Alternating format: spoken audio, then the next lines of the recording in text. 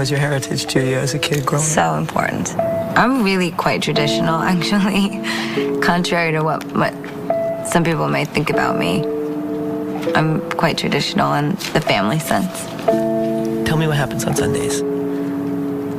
Sunday, we make red gravy, tomato pomodoro, and it's usually made with fresh tomatoes that my father and my mother go to our friends, the Maniscalcos, and we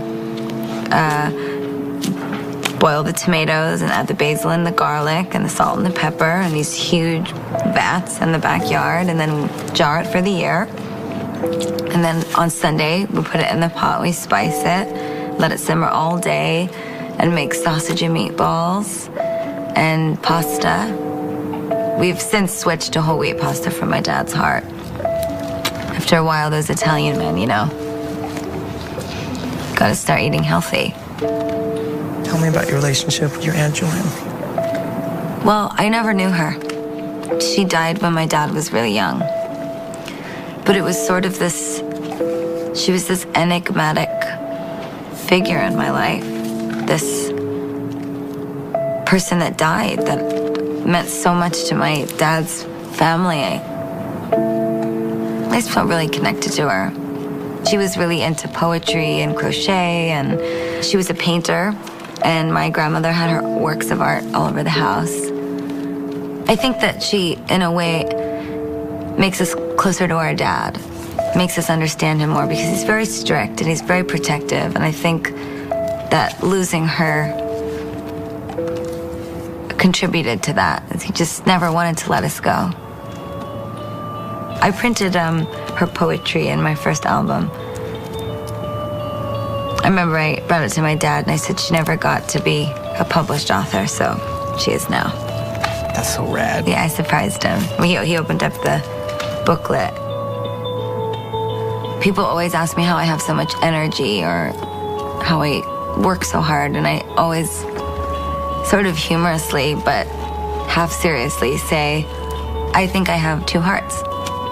I think that maybe when my mom gave birth to me, she passed along the spirit of my dad's sister. I don't know if everyone believes in things like that, but I'm Italian, so like I really believe in things like that.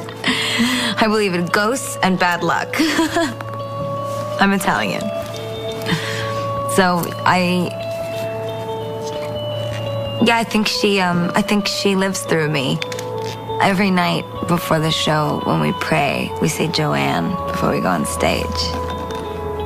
For me, it's all about family. You know, I'm a pop singer. People say, your life must be so hard, blah, blah, blah. Oh, you can't go anywhere, blah, blah, blah.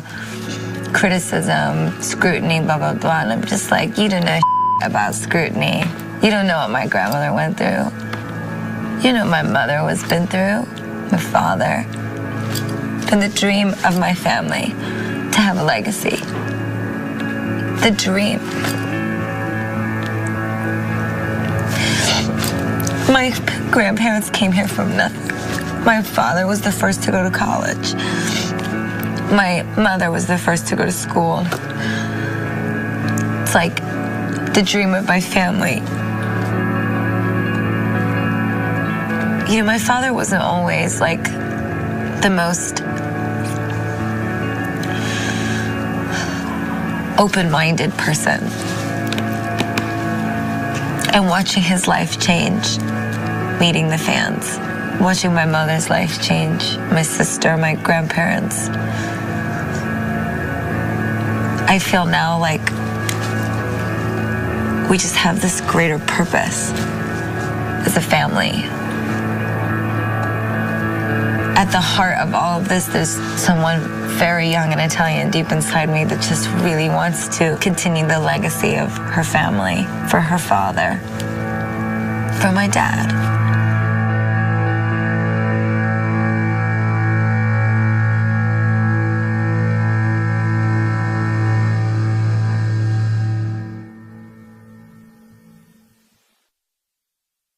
I have a love affair with New York. When I'm pulled away from it, like I try to find New York wherever I go. Right. If I'm in Tokyo, Well, this is how I get home. My leather jacket's like my Dorothy slippers. That's why I changed when we sat down. You said, I want to ask you about New York. I said, you better get my leather. I wrote so many songs on this new album about New York City. I mean, every song on all my albums has some relationship to New York City, but one in particular, Marry the Night. That record is about my husband, New York. Tell me about that. You gotta break that down for me, Gaga. Fernando Garibay, who is the musical director on the album, one of my favorite things about him is that he collaborates. He's just so free. You know, we've been working together for years. I said, I'm so excited. I feel like, you know, you and I have yet to have our big hit record. We've never conceived. They kept saying to him, I don't want to do anything I've done before. I don't want to sound like anything I've done before. I don't want to feel like anything I've done before. I want it to be new. And I heard, dum, dum, dum, dum, dum, dum, dum. And it's these church bells. He goes, your show is a religion. So your fans are a cult. Dum, dum, dum, dum, dum, dum, dum. It's this epic music, just so big. And I started to cry. He said, what's wrong? And I said, I can't believe you hear me so big. So I sat down and I just, I'm gonna marry the night. I won't give up on my life. Just right away, just like started singing.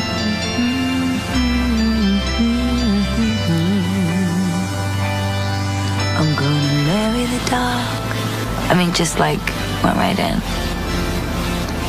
And then I wrote the verses. I hadn't written the chorus yet. And I said, oh, you know what, I'll write the chorus after the show. And then I remember he said, okay, let's listen down. And I was starting to walk out the door. And then the chords for the chorus kicked in. And I went, I'm gonna marry the night. Like right away, out of nowhere. I'm not gonna cry anymore. Out of nowhere, just went for it. And it was just like, there it was.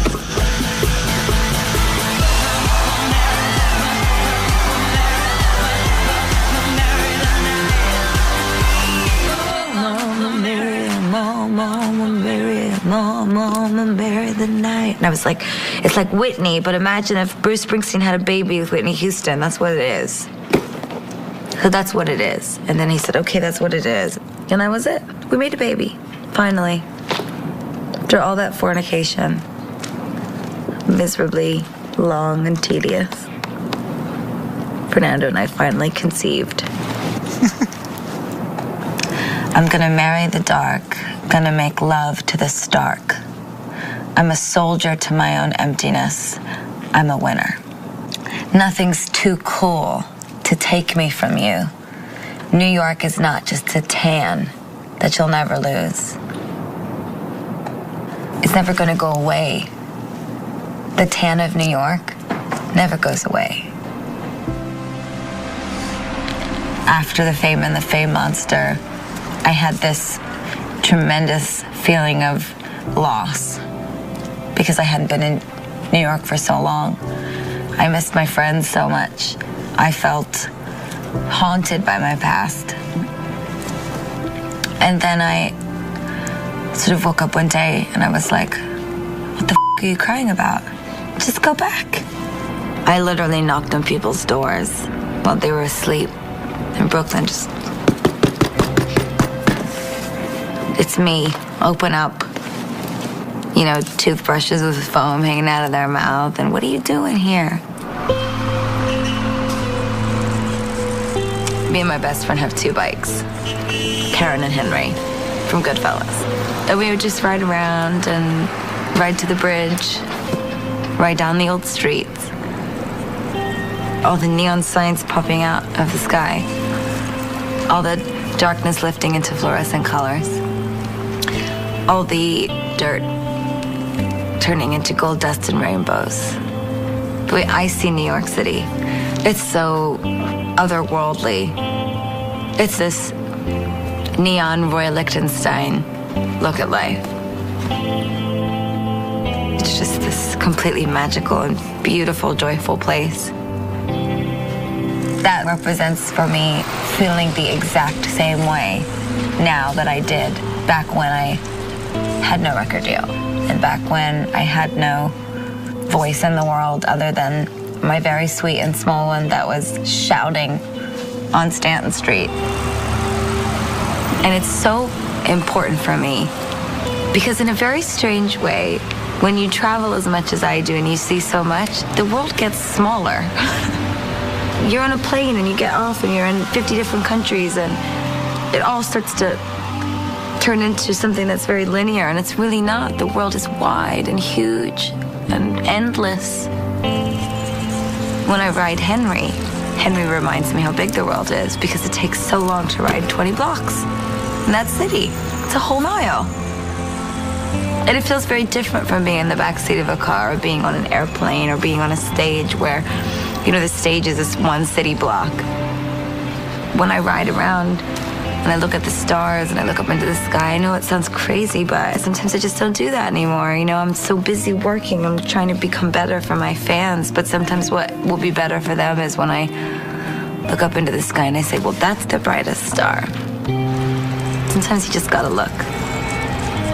I ride around and my security gets so mad at me. They're like, where have you been? And I just say I went on a bike ride. It's no big deal. What's the worst that could happen? Someone says, are you Gaga? Yeah.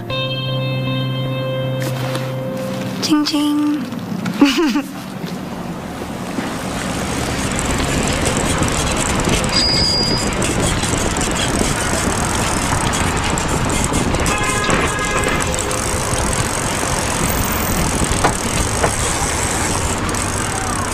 I'm gonna marry the night. I won't give up on my life. I'm a warrior queen, live passionately tonight. I'm gonna lay some